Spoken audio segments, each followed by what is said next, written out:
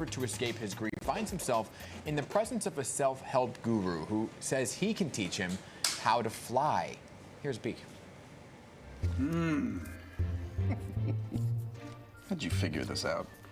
Family recipe. I added the barbecue sauce.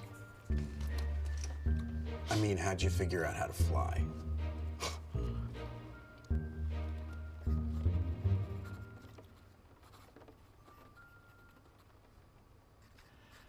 I wasn't trying to fly. Wow, joining us are the stars of the film, Paul Raci and Grant Rosenmeyer. Thank you so much for being with us. Thanks for having us. Deep scene. Very deep. The Secret Art of Human Flight. That's what we just saw. It premiered at the Tribeca Film Festival in 2023. It is now coming out later this year. Paul, how do you feel about the film so far? I love it. It's perfect for people who have ever experienced grief. And my wife, when she saw it, she thought it was she termed it as grief relief.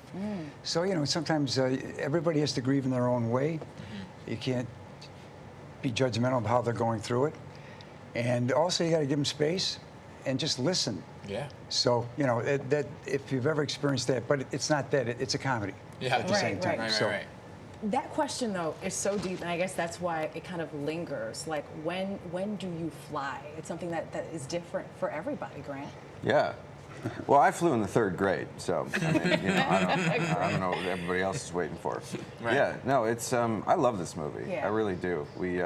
So it's coming out next week. It's coming out July 5th in theaters across the country, and it is wild. Yeah, we premiered like a year ago, and now it's finally, we've been living with this for a while and finally getting it out. The evolution, right? So who's your character? So my character is Ben Grady. He's a children's book author. My wife, who's also my illustrator, who's also my best friend, confidant. We've been together for half our lives. She passes away, and in my grief, I just need something. You know, the way that you do when you lose. You know, you just need. You need something to latch onto, anything, and it can be mundane or it can be insane, but you just got to find something and you got to see it through. And so for him, it could have been anything, but in our story, it's he comes across a video of this guy jumping off a cliff and shooting up into the air. And he says, sure, I want to do that. I want to give that a try. Yeah. And his sister is worried sick about him, and his brother-in-law, who's a cop, is like, this doesn't really look good for the investigation of your wife's case, and generally, what are you doing? And so, but again, like Paul said, you can't really tell anybody how to do this and how to go through this. Right.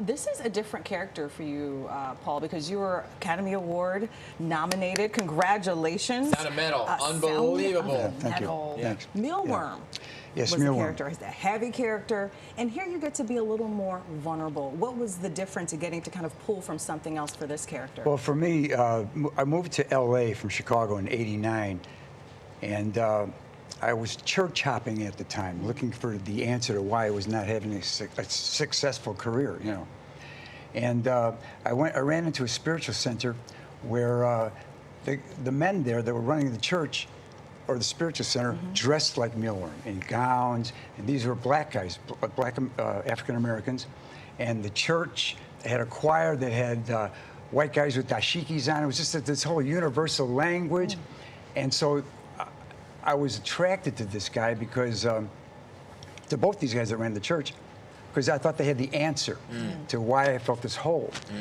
And so then you find out that they were former drug dealers themselves. So people have flaws. You learn every day from an experience that you're going through. So Mealworm, it was so much fun to play because he just has this mystique about him, but yet he's flawed as a human being. Yeah. So yeah, and it's really, that's the art of entertainment. It's just the roller coaster of roles that you play over the course of your career, right? So for both of you, I'm curious, it's a smaller kind of indie film, and what drew you into this production in particular? I'll begin with you. Well, I got done doing Sound of Metal. Yeah. Shot in 21 days. Had no budget. Right. And here was another, and I was on my way to do a Netflix thing, and he offered me this script.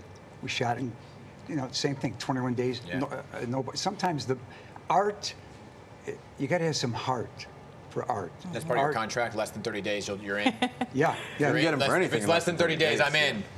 Yeah, exactly. But hey, you know, it's when I read it, I had an emotional response. Yeah. And I thought people should see this movie, and I want to be part of this healing work of art. Yeah. Yeah, it's really beautiful. I mean, when I first got the script, I read it was like height of COVID, you know, Right. like summer of 2020, the first time I wow. read this thing, and I was on a plane. And you remember when the planes were just like you could have a whole row to yourself. Yeah. So I was on a plane and I was going home to visit my family, and I got this script and I just read it, you know, start to finish, and I was bawling. And then I started it again, and I just read it again, and I just thought, I need this right now. You know, just actually very similar to my character when he's like, there's a scene where I'm talking to my sister, and I'm like, I need this. You know, I don't care. This may seem crazy. I don't care. And I just sort of, in a very similar way, when I read this thing, I was like, I need this. You know, but I also said, I think the world needs this. It's so beautiful. It's so funny. It's, you know, we keep saying it's about grief. It's not just about grief. It's about people handling things. Yeah. Yep. You know, you can and things that are sad are also really funny. Yeah. And things that are funny are also really sad. And it's just, you know, it's not afraid to deal with difficult subjects. And I just loved everything about it. I loved how just the wanting to fly, the imagery of it. Right. And then we got this amazing director, H.P. Mendoza. And it was just it just came together like butter, you know? It was so yeah, there was nothing about it that didn't attract me to it. Right. I just knew we just got it and I had to do it. We had to do it. Great Powerful stuff, whether it's grief or other types of trauma. Everyone is looking to take flight in one way or yes. another. The whole idea so. of Superman, Peter Pan, it just makes you believe in stuff that until adults tell you, don't believe in this. Exactly. And even then, yeah. I mean, well, yeah. We just give a shout out to those. Look at his nails, huh? Hey, yeah. That's what I'm talking. Is that Chrome. permanent? They're like chrome, right? Is that permanent? No, man. That's I good. used to do that, but you have to grind them off when you're done, you know? So Oh, these yeah. are they're